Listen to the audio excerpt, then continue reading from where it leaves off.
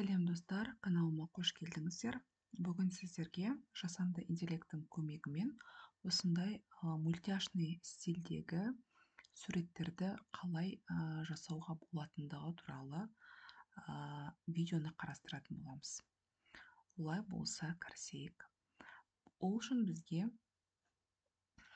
іздеу жолағынан Bing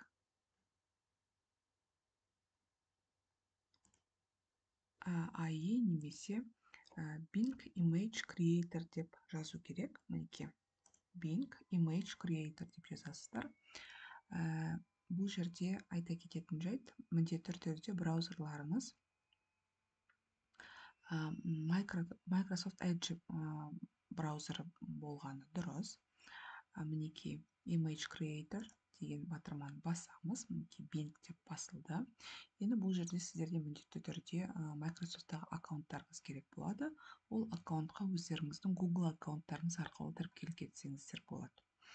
Ол үшін присоединиться или создать деген батырманы басып, войти с личной учетной записью деп бірінші тіркеліп аласыздар. Егер жоқ болса, создайте ее деген батырманы басып, өздеріңіздің почталарыңызды енгізесіздер.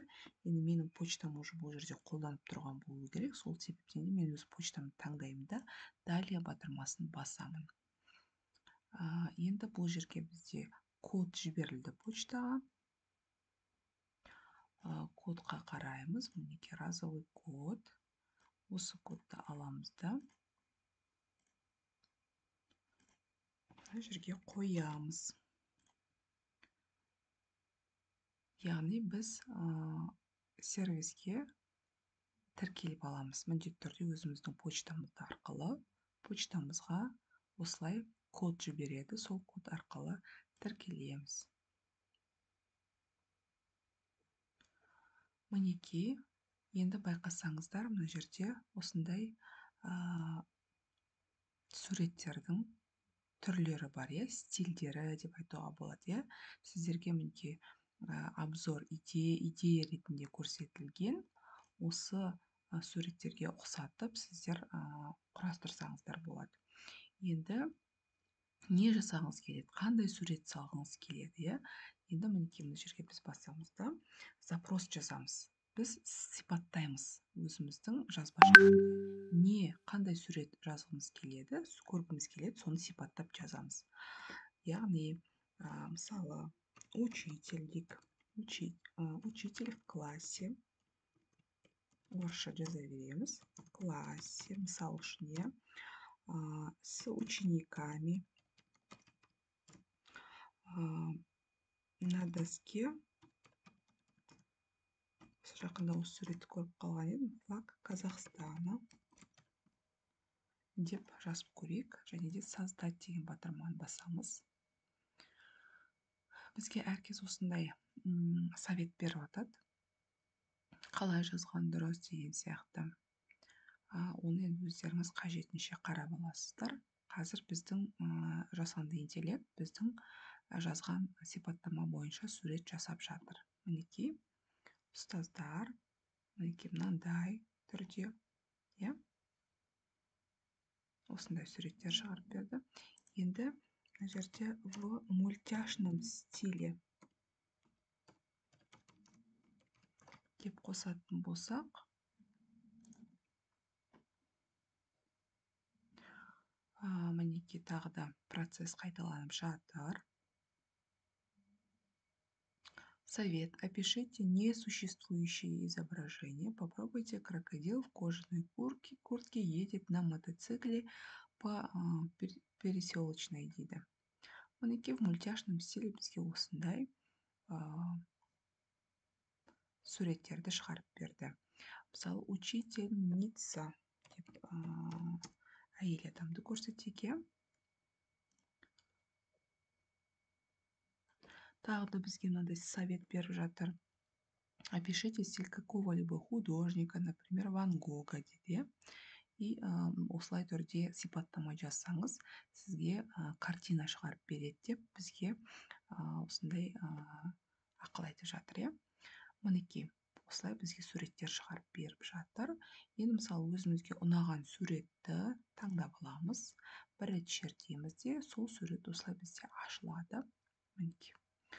Иә, осы жерде сохранить, загрузить деген батырманы басасыздар. Загрузить батырмасын бассаңыздар, мінекей сіздердің загрузкаларыңызға келіп таңдалған сурет түсетін болады. Мінекей открыть файл деп қарасаңыздар, кәдімгі өздеріңіздің сурет ашатын программаларыңызбен ашылатын болады. Мінекей осылай өздеріңізге ұнаған суретті осылай таңдап алсаңыздар болады. Мінекей ер кісінің суреттері де бар екен. Немесе мына жерде жаңағындай запросты өзгертуге болады. Учитель, мен барлығын учительмен связывать етіп отырмын. Учитель медведь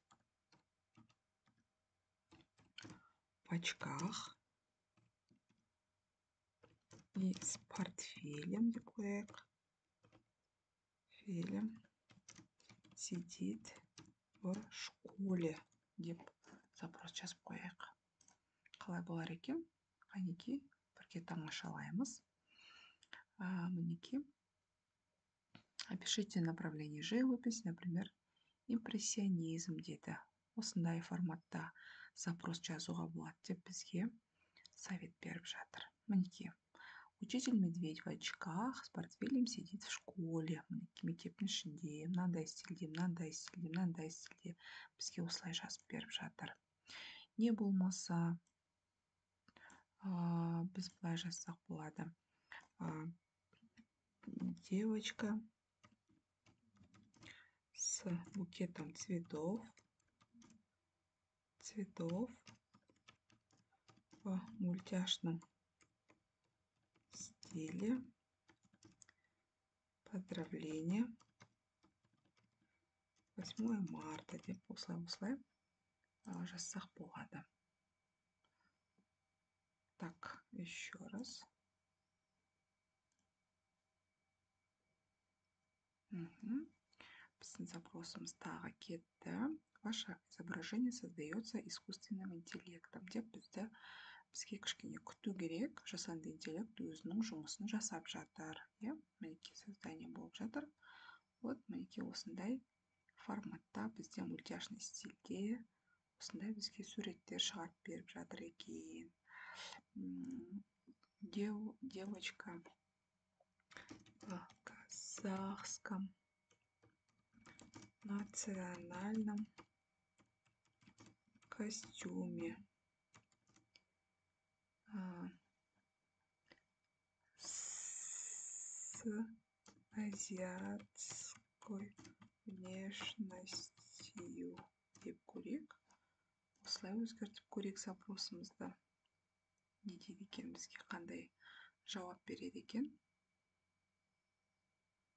Мінекей қазір көретін боламыз.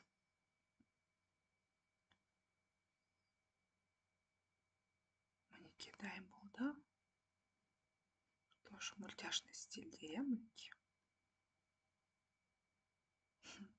Осындай форматта бізге шығарып беріпті. Мынау біздің жаңағы нәтижелеріміз, алдыңғы нәтижелеріміз, недавний. Так, мынау біздің алдыңғы запростарымыз. Қажетін өзіміз басамыз да, шертіп алып, загрузить батырмасын басып, жүктеп аламыз. Қазіргі таңда трендте жүр ғой осындай бір түрлі суреттер. Осылардың барлығы жасанды интеллект платформалары арқылы осындай жасалған қызықты әдемі суреттер өздеріңіздің қажеттеріңізге жарайды деп ойлаймын.